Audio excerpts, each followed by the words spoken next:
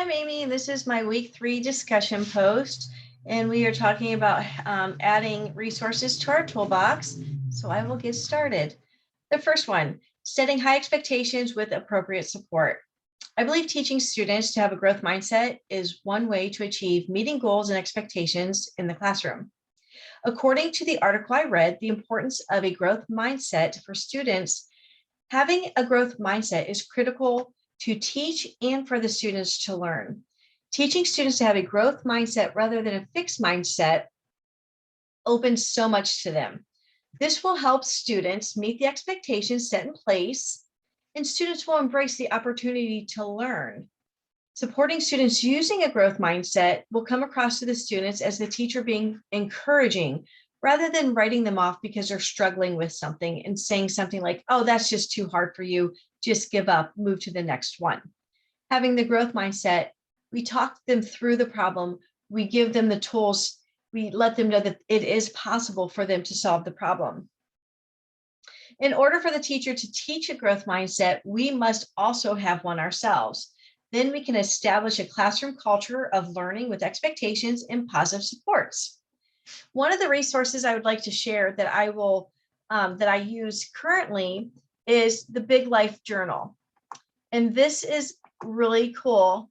I'm sharing this. I am on the email that every Friday I get free printables that I can use with my students, but they have all these fun and interesting different types of kits and journals. And I printed this one out. It's what I'm thankful for. Well, this is Big Life Journal. And I just want to say, so before I turn it off, you can sign up for the free emails or the free printables weekly. So that's that resource. And this one is what I'm grateful for. And it talks about gratitude. And then just kind of, they can write on the leaves what they're thankful for. So every week I get something free in the email. So it's a really nice resource because it does have printables that deal with when a student's really down on themselves, and just all kinds of just really great growth mindset activities for you to share with your students. So that's number one. The next one I talked about is student participation. And I read an article written by Tyson Schreider, and he wrote about how to participate in class and why it's important.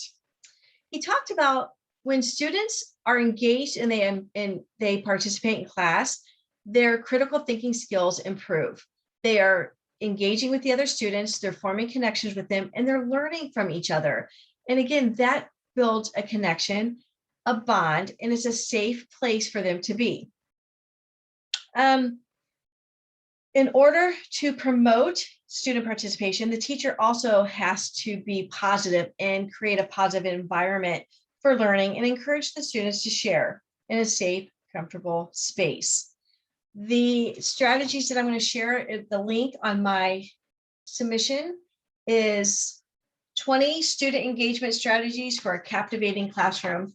It just talks about all kinds of different ways to engage students, get them to participate, because when the students come to us brand new, we're not sure what their comfort level is with volunteering. Raising your hand and asking questions is not for everyone. So having a nice list of strategies can give us ideas on different ways to allow students to participate without having to be in the spotlight.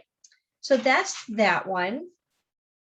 My next one is the classroom rules and consequences that encourage positive behavior. Well, this one has PBIS written all over it. I added the link, and I also want to share what I found that it's a PBIS playbook and 6 steps of positive school climate and culture, and it has to do with PBIS.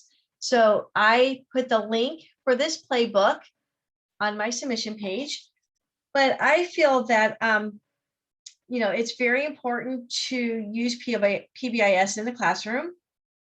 According to the article for positive rules that improve positive student behavior, it suggests that you start off with rules, having quick, simple, maybe 3 to 5 rules that are framed in a positive light. Instead of saying no running, no yelling out, no this, no, no, no, no. Say, use your walking feet. Reframe the rules so they're positive. Next is to make sure the beginning rules when you're just starting out aren't too specific. Give general rules that are also really easy to remember. And then again, like I said, I downloaded the PBIS handbook and I want to share that with you. And I just feel that following the PBIS course of instruction will give me a constant path for rules, dealing with behaviors that aren't so desirable, and the consequences go right along with each tier of PBIS, and everything stays consistent. I'm saying as well as my peers and my paras, and just if the whole building is using the same vocabulary and following the same type of rules, the children are going to know what their expectations are. And I think that using PBIS, we will see a decline in not so desirable behaviors. And then next, the number 4, organizational procedures for instruction. And I took this as meaning that, it's as long as, the physical space of the room should be organized. The shelf should be organized, the student's desk need to be organized, maybe not so cluttered, but more importantly, we also need to be organized in the way we run our classroom. We can't one day start off playing music and then the next day start off with history, expecting the students to know, what to expect from day to day. So being consistent and having classroom management is very important. And I will be sharing a list of classroom organizational resources that talk about, what you need to do at the beginning of the school, the classroom arrangement. And I think that if we have these types of strategies to fall back on, we can get ourselves set up to have a positive, successful classroom. So that is that one. And then finally, the transition. One of my obstacles is the transition. So specific procedures for transitions. Well, transitions can be very difficult and they can bring out behaviors that we do not want to see. If I can create effective transitions, I know that I can gain back lots of lost instruction time. According to why transitions are the key to an effective classroom and how to improve them, I learned that transitions are a critical part in how the classroom functions. In order for my transition strategies to work, I must set the expectation and teach the students what to do within the transition. I can't expect them to say to get it right the first time, especially without any help.